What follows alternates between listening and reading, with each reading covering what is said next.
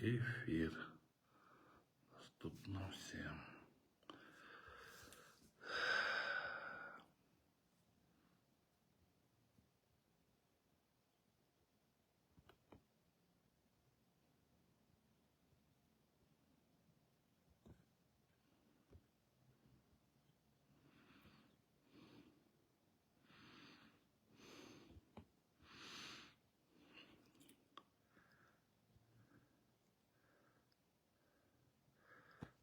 Так.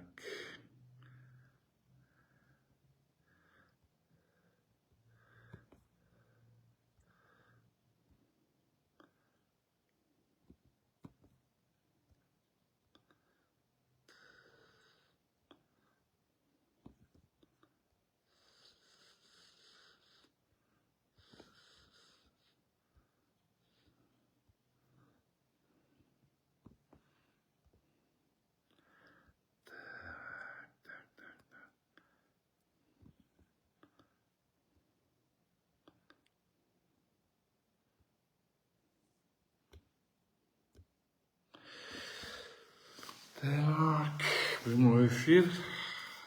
О, Арсенаке, ассаламу алейкум. Улан Ибраим, ассаламу алейкум. Арсенаке, қандайсыз? Жақсысыз ба?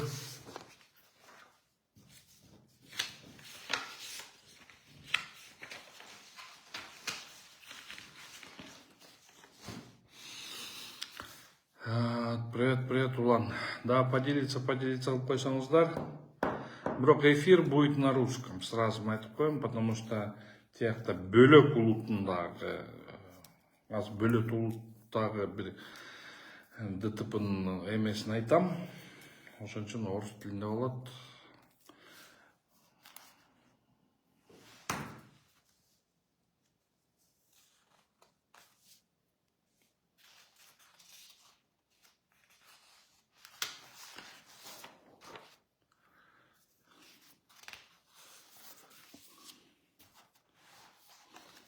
Так, жетіге Айғаныш С. 8 кişi эфирде. Daha кетпесеңіздер.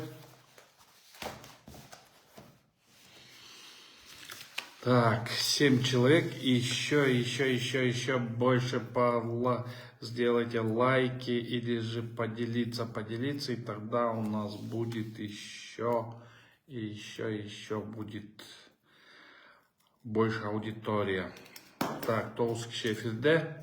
Да, лайктардан басып берсеңіздер, поделиться қылып берсеңіздер, ошондо көбүрөөк болот. Кубанычбек Кегенбердиев, ассаламу алейкум. Жеңишин Аята, саламатсыздарбы? Айганыш, саламатсызбы?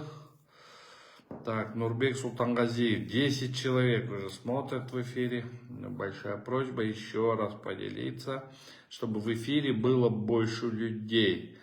Эфир будет на русском языке. Урматтуу Facebook колдончулар, эфирди орусчасынан жүргүзөм, анткени бул иште бир тарап бул бөлөк улутундагы кыргызча түшүнбөйт, аларга да түшүнсүн деп туруп, ошон үчүн орус тилинде жүргүзөм түз эфирди. Азамат Ашимов, Нургуль Болотбекова, Замир Акматов, ассаламу алейкум. Лайктардан басып турсаңар, ошондо дагы кезеттен ойдо болуп атабыз, дагы болот. Мына азамча 10 киши болду, эфирде баштай берели. Эфирди кечкеметербей баштай берели. Уважаемые друзья, уважаемые фейсбукчане, я этот эфир до этого сказал, что я этот эфир буду вести на русском языке, так как одна сторона по одному данному уголовному делу, которое рассматривается в Октябрьском районном суде, другой национальности, который не понимает кыргызский язык, они на русском языке общаются. Поэтому очень хотелось бы, чтобы многие те зрители, которые смотрят мой данный прямой эфир, не обижались на то, что данный прямой эфир будет на русском языке. И не надо умничать, там кыргыз, пускай учатся, там то все, вот, ну, всякое говно, пожалуйста, фейки не ставьте, потому что этот процесс очень такие с печальным концом и с тем беспределом, который сейчас творится. И до такой степени наглость поражает, наглость родственников, матери, именно обвиняемого, подсудимого, сейчас обвиняемого, который непосредственно, это просто уму непостижимо. Это вот столько, вот представляете, столько говна слилось с их стороны. Ну ладно, об этом чуть позже. Начиная данный эфир, хотелось бы показать фотографию вот этой женщины. Посмотрите, пожалуйста, на лицо этой женщины.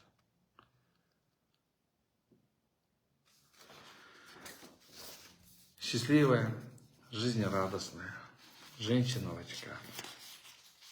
Смотрите, какая счастливая женщина. Фамилия этой жизни Мотоева Марсиана. Мотошева Марсиана. Ей было 59 лет.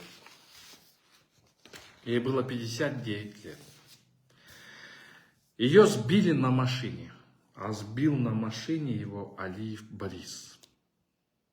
Какой национальности, я не хочу поднимать национальный вопрос, потому что, это ДТП.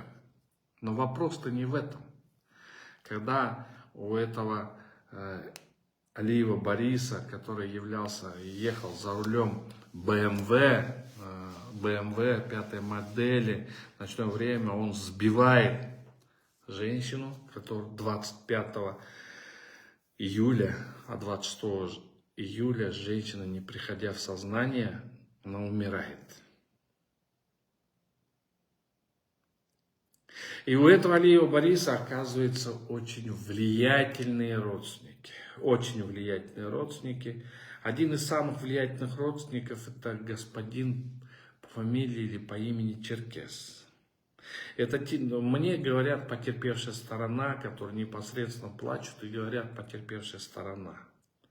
И самое интересное, когда данное дело ДТП со смертельным исходом случилось, то целых 4 месяца родственники погибшей старались возбудить уголовное дело, довести до логического конца, чтобы потерпевшая сторона понесла заявление, понесла наказание. Но влиятельные люди этого Бориса, они вместо того, чтобы пойти извиниться или же пойти попросить прощения, поднять расходы на похороны и сказать, они наоборот обвинили сторону, которая потеряла свою мать, в том, что они вымогают с них денег. Денег-то не было. И зачем это надо было врать? Даже я в это дело вступил полгода назад. Не полгода назад, месяца 4-5 назад я вступил в это дело. Даже за этот период ко мне тоже подходили и говорили: Канат, мы решим миром, давайте мы расходим. Хорошо, дайте ваше предложение, я озвучу и на этом закончим. Я не выступал в качестве вымогателя, я выступил в качестве просто медиатора. Не хотелось какой-то вражды. Лучше худой мир, чем богатая война. Но даже мне за весь этот период, мне даже говорили о том, что все, мы вопросы решим, все, никаких вопросов. Но и здесь за этот период меня, даже адвоката, обманули. Я ждал 4-5 месяцев, я ждал, потому что данная статья предусматривает примирение сторон. Оно предусматривает. Я ждал, что стороны примирятся. Я ждал, что Алиева Бориса хватит совести и его брата Черкеза прийти и извиниться перед ними и пойти на примирение. Я ждал. Ждал также со мной адвокат, второй адвокат, это Замир Джош. Мы ждали. Но на сегодняшний день оно не получается. Почему? Потому что они уже почувствовали что они безнаказанными останутся. Что сила денег, власти, знакомства с властью окажется сильнее человеческой жизни. А человеческая жизнь – погибшая женщина. И вместо этого изначально 4 месяца, когда не возбуждалось уголовное дело в Октябрьском РОВД, и только когда Болот Ибрагимов вступил в данное дело, начал транслировать по всем соцсетям, только тогда возбудили уголовное дело, и все-таки Алиева Бориса посадили. Но он отсидел всего 4 месяца. Через 4 месяца, непонятно как, судья Октябрьского районного суда, он его выпустил. Я несколько раз подходил к судье и говорил: слушай, как ты хочешь это сделать? Он говорит: Канат Байке, наверное, пойдем на оправдание. Говорит. Я тогда удивился: а как вы можете пойти на оправдание? Но он не виноват, потому что там экспертиза дала, что он не виноват. А кто восполнит смерть этой женщины? Кто вернет к жизни эту женщину? Кто вернет мать своим детям? Кто вернет бабушку любимым внукам? Кто вернет жену мужу, которого начинает обвинять, что он вместе с ней кинулся под колесо машины. Это надо быть дебилом, чтобы такое придумать. Надо быть дебилом, чтобы такое придумать. Что они бросились сами под машину. Какой живой человек, кроме какого-то якудзы, или как там их, вот эти смертники же в Японии есть, кроме них могут там нанести себе. А это цветущая, жаждущая жизни женщина, которая стоит цветами. Ее наоборот обвинили в том, что она бросилась под машину. Что ее муж якобы толкнул. Но это же вранье. Это же не может быть так. Почему так говорить? И вместо того, чтобы принести извинения,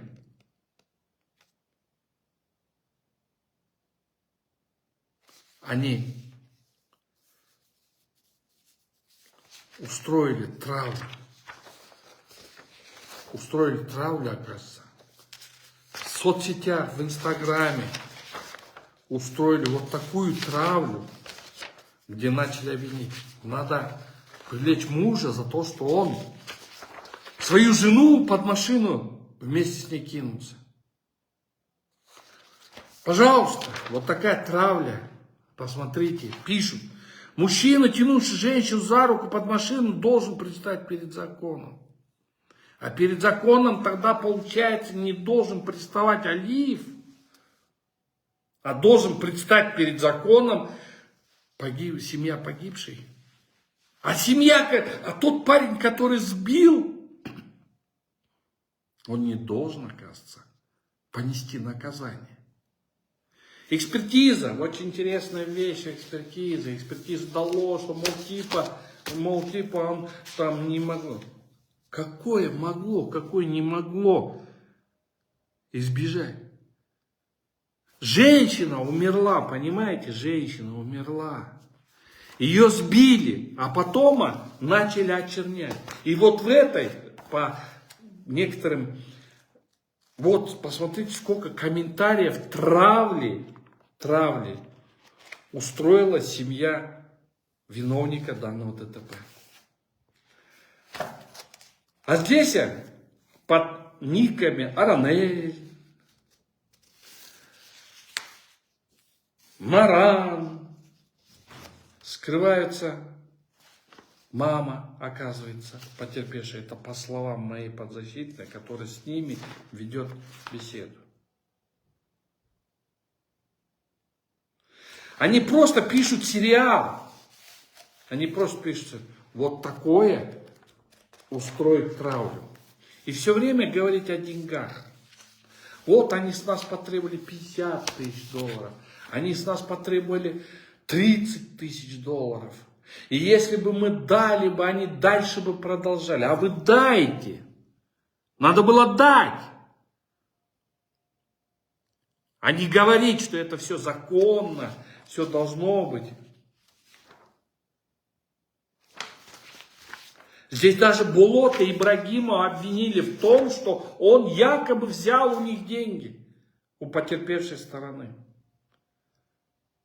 Алиев Борис, я тебя не знаю. Я на процессах поэтому не участвую. Но согласно тем словам, которые даны моей подзащитной, и показаниям, которые я, изучая это дело, посмотрел, ты же виновен. Ты же виновен даже в том, что, понеси по-мужски наказание. Вы же даже мне, вашего адвоката, направляли. Даже судья давал время и дает время на примирение сторон. В этом примирении сторон на меня выходит адвокат. Говорит от имени черкеза. Я не знаю, кто такой черкез. Но мне говорит от имени черкеза. Что мы вот готовы, якобы, отдать. Я говорю, отдайте, давайте, примиритесь, решите вопрос, все, может быть, на этом закончите. И закончите, извинения принесите за вот эту травлю. Извинения принесите за вот эту травлю. Он виноват, а потом еще принесите извинения за вот эту травлю. Вам стоило бы просто извиниться за эту травлю. Вы говорите, что вы приходили, на коленках стояли, то-то, то-то. Но, по словам многих, да, вы один раз, может быть, приходили. Но после этого прихода, когда те были в очень нехорошем таком, плохом, можно сказать, потерять мать. А потом, после того, как потеряли мать, прийти, да, конечно, извинялись, то есть, но вопрос не в этом. Можно всегда, виновен, приходи каждый день, извиняйся. Данная статья предусматривает примирение сторон. Но вы вместо того, чтобы примириться, мамы этого говорят, вот, я сам не знаю, точно утверждать не могу, но, по словам моей подзащитной, мама, сестра, родственники просто устроили вот такую травлю вот с такими этими. Это все отсканировано. И они всюду пишут, у нас каждый разговор зафиксирован. Да, зафиксирован разговор, где вы предлагаете. Мы это слышали. Другого-то мы не слышали. И вы говорите, мы вот предлагаем, а они отказываются. А вы не предлагали. Даже когда судья даже дал время на примирение, ваша сторона Алиевых не соизволила. Они только через адвоката передали. Этого не будет, будет амнистия, мы уже с судьей договорились, его не осудят, и пошли вы в жопу. Мне же такой же был ответ. Тогда получается что? Если я имею родственника, весового родственника каких-нибудь судебных органов, я имею богатого дядю, который является там где-то соучредителем в джунгле, и если я имею деньги, то я могу послать всех? Так что ли? Тогда где закон? Где закон?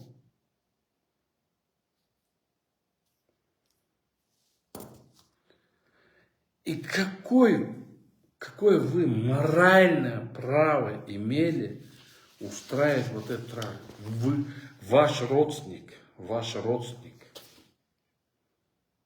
можно сказать, сбил человека, который, не приходя в сознание, умер. 59 лет, мне 55 лет. 54-летнюю. И вот это как может быть? Самое удивительное в этом случае, получается, когда идет судебный процесс, данная автомашина BMW которая находится на стоянке.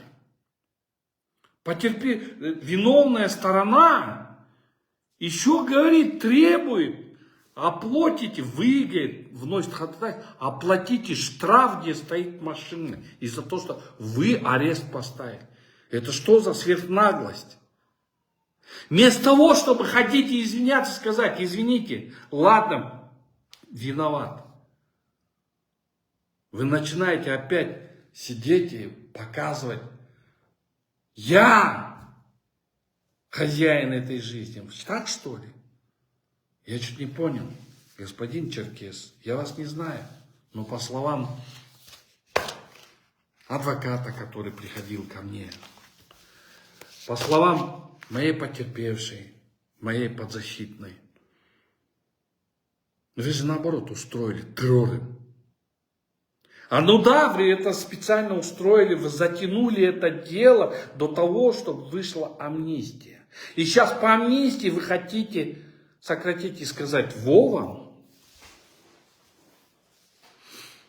Алиюш, человек умер, понимаешь, вот эта женщина, ее сбили. А теперь там один господин Черкес,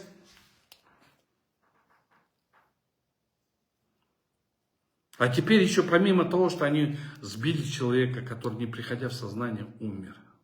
Это прекрасная женщина. Они еще требуют, Алиюш, представляешь?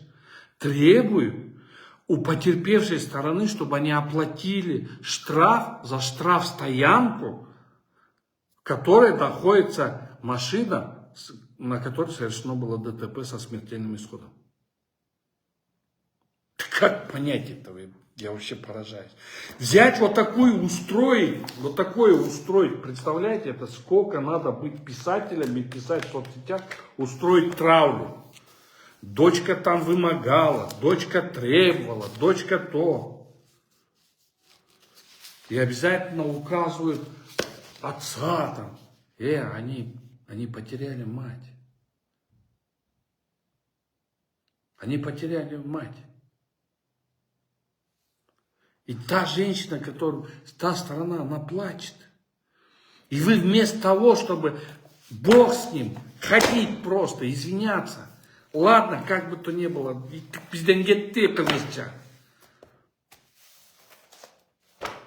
видишь ли, один раз извинились, а потом, видишь ли, вам гордость не позволила, потому что у вас очень много дает денег, и влиятельные судьи, влиятельные друзья. Вы же общаетесь, как мне один сказал, ой, ты что, Черкес этот в свое время, он общался с Булотом Рыжим при Атамбаеве, потом при Сооронбае Джейнбекове общался еще с кем-то, потом еще с кем-то, мне так говорят, я точно в это не знаю. Но сегодня, на сегодняшний день, он, оказывается, якобы ходит и козыряет именем Камчи Кадыршаевича. Я не знаю, правда или нет, я за это ответственность не могу брать, но люди говорят то же самое.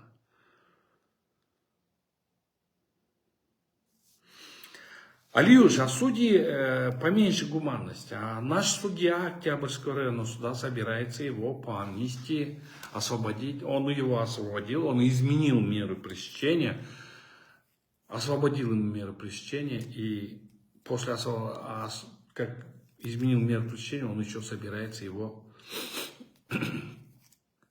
по большому счету, амнистировать.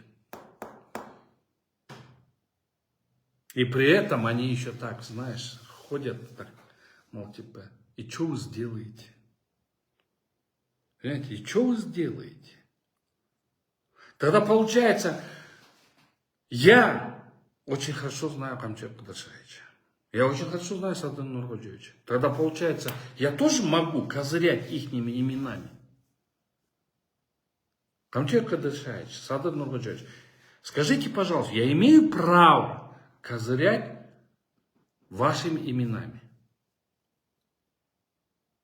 Я не имею права козырять, потому что я с вами по этому поводу не разговаривал. И вы мне не разрешали козырять вашим именем. А вот здесь люди ходят, что мы имеем отношения. И это же пишется вот здесь, в ответ. А вот здесь, уважаемые, надо немножко Совесть иметь. Надо совесть иметь. Как? Как вот? Скажите, пожалуйста. Женщина, которая умерла 59 лет, сбил. Ночное время, железо, какое бы ни было время, езди тише.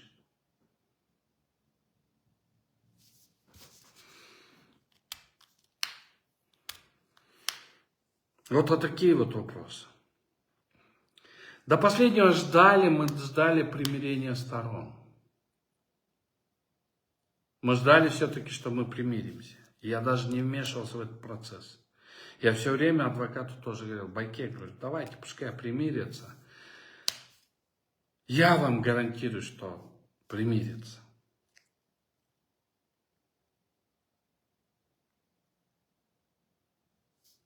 А они нет. И просто я знаю, что такие люди смогут ли они потом жить с этим. Наглецы будут жить, им плевать.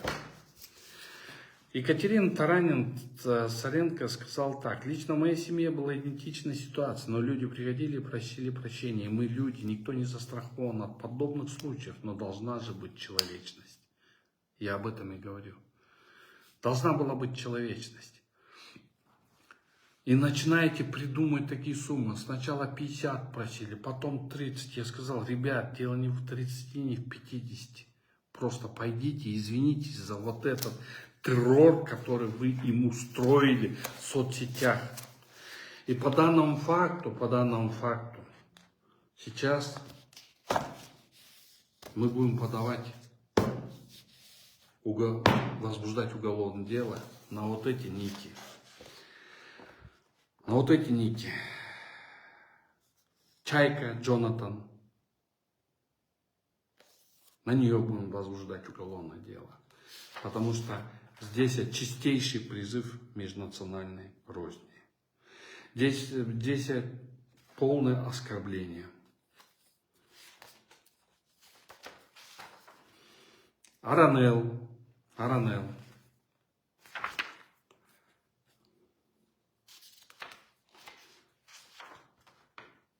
Вот, знаешь, это надо быть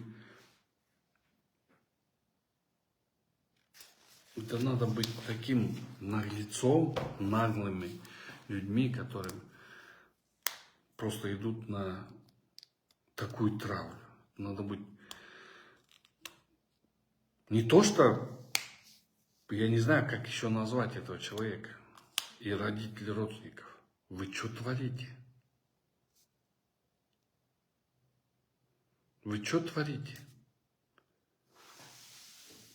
Вы, по большому счету, ваш родственник убил человека, и вы требуете доказательств, что он убил этого человека.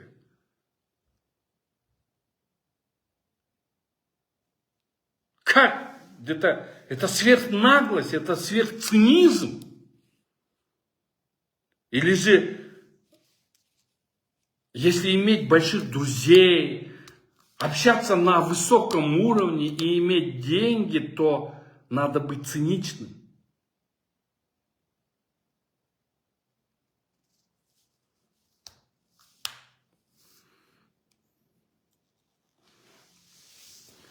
По данному факту все равно будет дана юридическая оценка этим соцсетям. Здесь мы увидели призывы к межнацию, потому что здесь, вот здесь пишет один, вы кыргызы, вы все бараны. Понимаете, вот такие вещи, это будет как бы тоже даваться. Я не знаю, он будет там находиться, входит в состав этих, я постараюсь после заявления в следственных мероприятиях мы постараемся найти.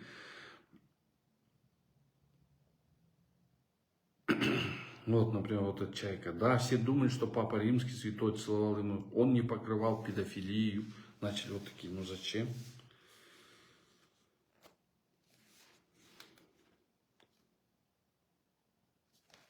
Почему вы так сделали?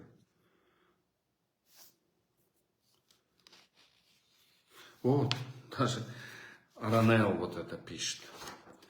Давайте теперь поговорим о правде. Во-первых, на видео видно, как водитель пытался уйти от столкновения с мужчиной. Извините, там ни одной машины, другой нету. Как он пытался?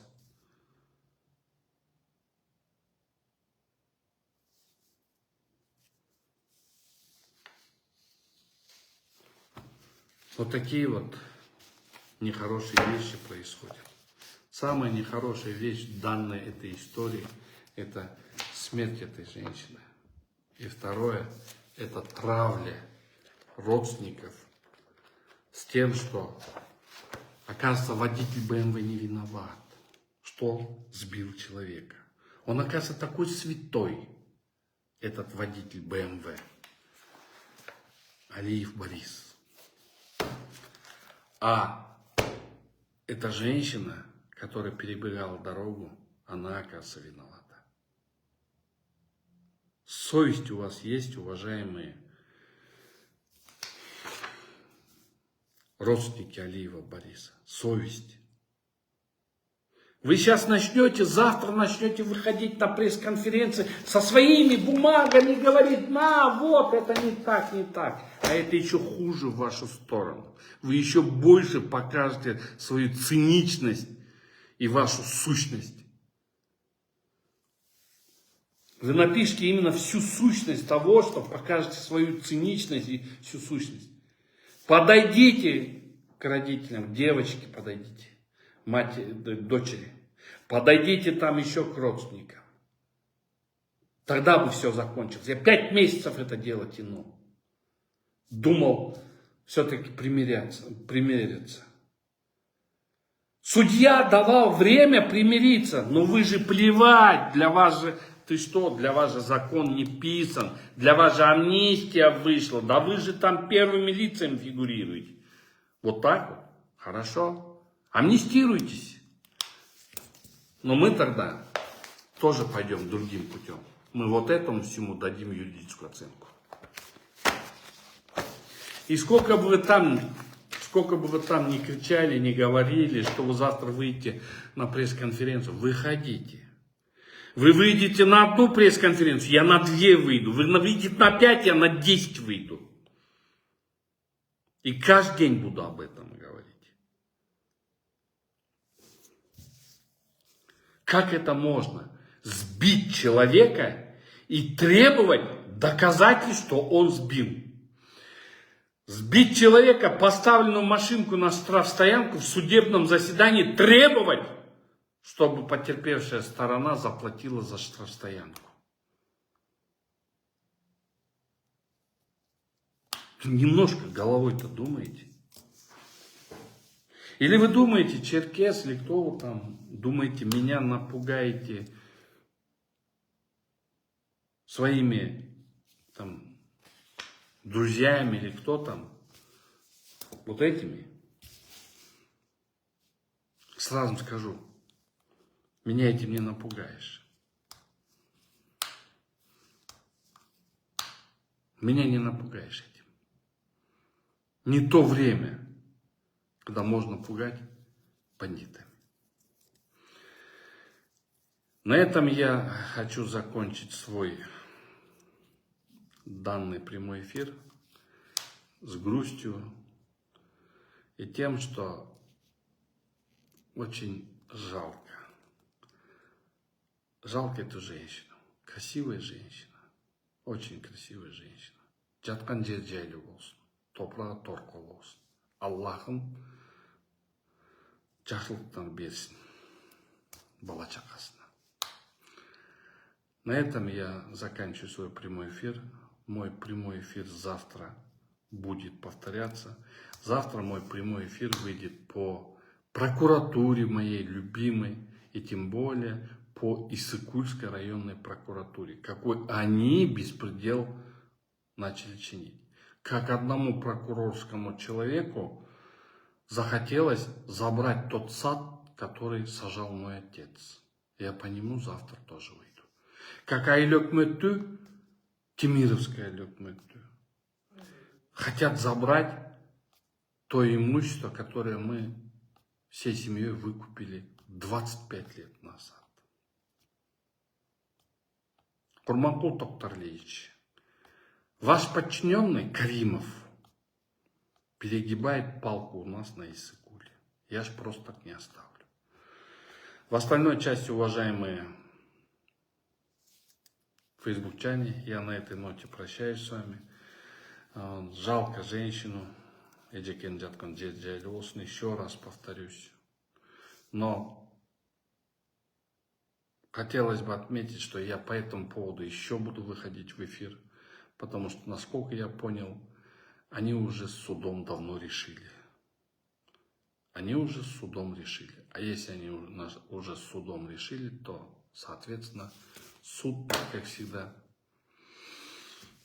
окажется гуманным. Потому что гуманным только для тех людей, которые имеют связи, которые имеют деньги. Он станет более гуманным для них. А для простого народа суд не будет гуманен. Суд будет карателен для этих целей. Я никогда плохо не отзывался об Октябрьском районном суде, но в Октябрьском районном суде судьи, оказывается, тоже подвержены влиянию сверху. Большое спасибо за внимание. Ассаламу алейкум. Крастанамам болсун. Да здравствует закон.